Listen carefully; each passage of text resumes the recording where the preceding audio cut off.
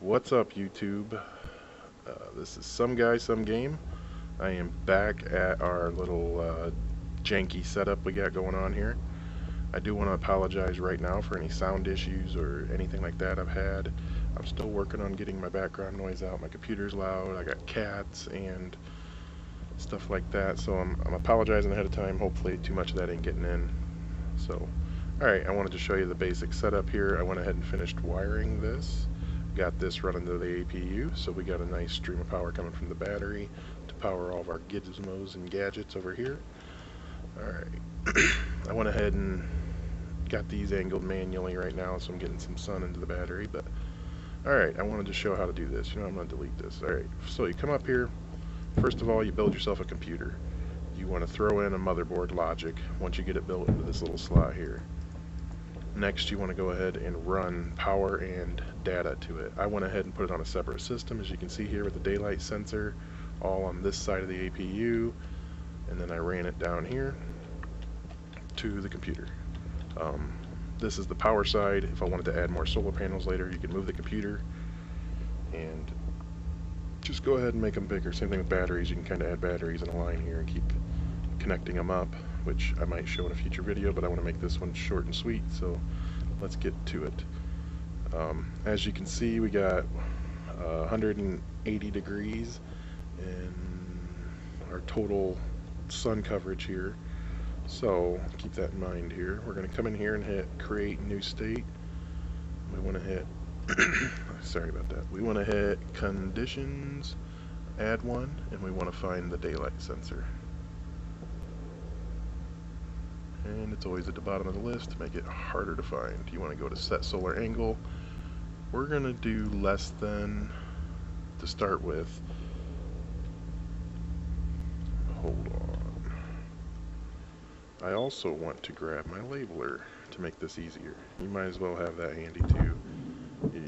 You'll use it more as you get going to keep yourself organized so you know what is what, especially when you're using logic and such. So you want to flip that on, and we're going to just do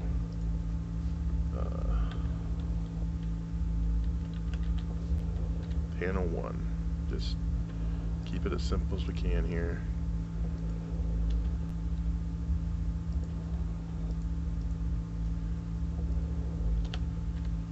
Alright, and that should take care of it. And let's go ahead and set that down. Come back over here to our list. And I want to set, well, let's go ahead and select that again so we can get that off. And we want to enter a new value. And let's do, not panel 3, let's do 90.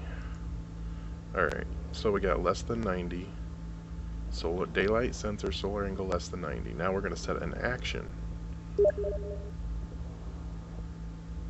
Oh, hold on. That was somebody messaging me there. Okay, sorry about that. Next we're going to set an action. And we're going to do panel 1. We want to go ahead and add 3 here because we got 3 panels. Panel 2 and panel 3. And we're going to set vertical on all of these. And we want to set for the daytime, we're going to want to go ahead and do vertical 80. For morning time, sorry. It's all daytime, I guess. Alrighty. Throw that in there. That can be handy, that autofill there. So, this is gonna, when the solar angle is less than 90, we're gonna see the panel switch to vertical 80. Simple. Now we want to create a new state. And we want to set this to switch to state 2. If I can get it to go that way. I might have to go down a little further. There we go. Now we're going to repeat the same pattern here. It's going to be, hopefully I can do this a little quicker. We're going to do daylight sensor, solar angle. This time we want to do greater than, not less than. And we want to do 90 again. That doesn't work. Let's move it down. And we want to hit action 3 times. And we want to find our panels again. And you want to set all these to vertical. And then we want to go ahead and enter 20.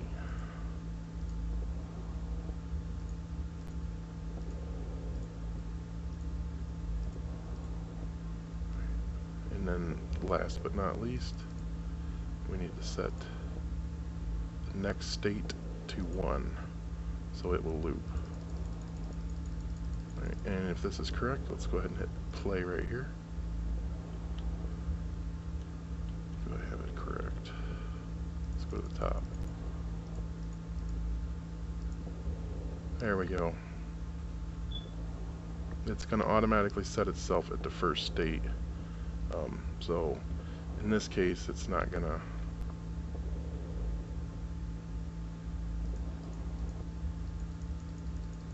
loop to the second state till the first state's complete. Let me see if it will start on the second state. Well, I think it needs to do it in the switch. So what I'm going to go ahead and do is a quick cut here. I will come back in the morning, and if all goes well, we should see these automatically switch states when it is done. Be right back. Okay, and we're back. This should be registering an angle here any second. And once it does, we should see the panel switch. These things like to be picky if you put them low to the ground, like I did. So let's go ahead and see if maybe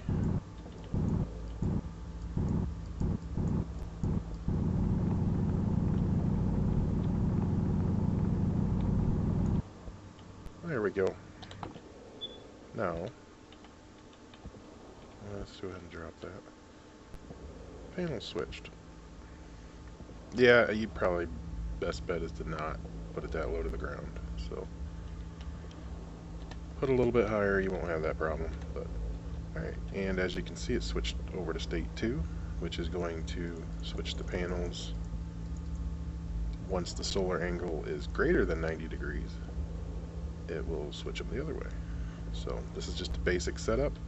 You can do this with logic circuits to probably much more control and detail, but this works for me. It's simple. If something breaks, you can fix it easy, and you can add more panels just by hitting plus up here to the actions and putting them in. You can also move the computer, and the logic will still stay, so you won't have to reset it every time.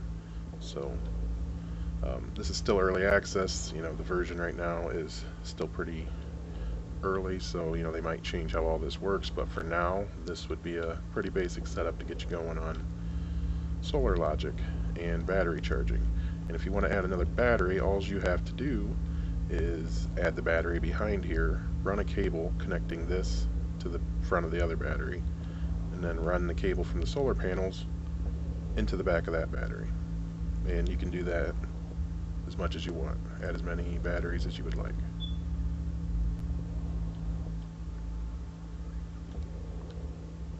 Next, I was just going to briefly go over what you're going to need to get atmospherics going. So let's go ahead and find the hydraulic pipe bender. I might need to make it in the other machine. Pretty sure I do, actually. So let's open this one up.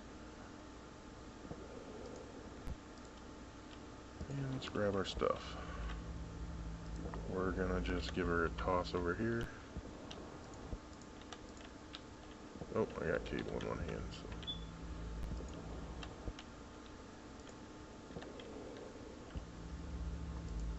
so. Alright. Flip this on and let's see what we need. Hydraulic pipe bender.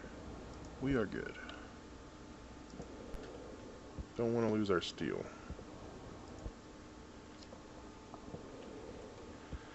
So you want to print one of these, and what we're going to need is at least 3 atmospherics. You're going to need nitrogen, oxygen filter, CO2 filter, and a water filter. These can all be printed from the hydraulic pipe bender. You're also going to need several passive vents, several active vents, and a good amount of piping. It does give you some, but you're going to need more. So print off, I'd say, somewhere around 100 pipes, and it takes iron for the pipes.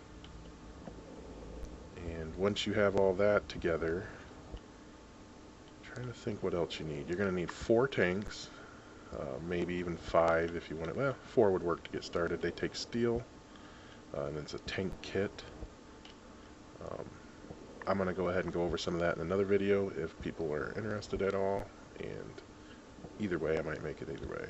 But alright, that does sum it up for now. Once you get this going, set it up, you can make all the different parts you want out of that.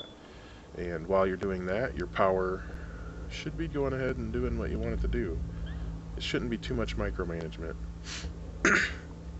This is not the most robust power system. You would want more panels, more batteries, because slowly, as long as you're not using it all up, these are going to slowly keep charged until it's full.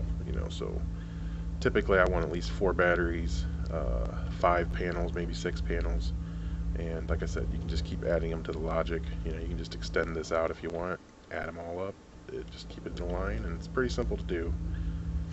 And next thing you're going to want to do is start working on your getting stuff ready for the greenhouse.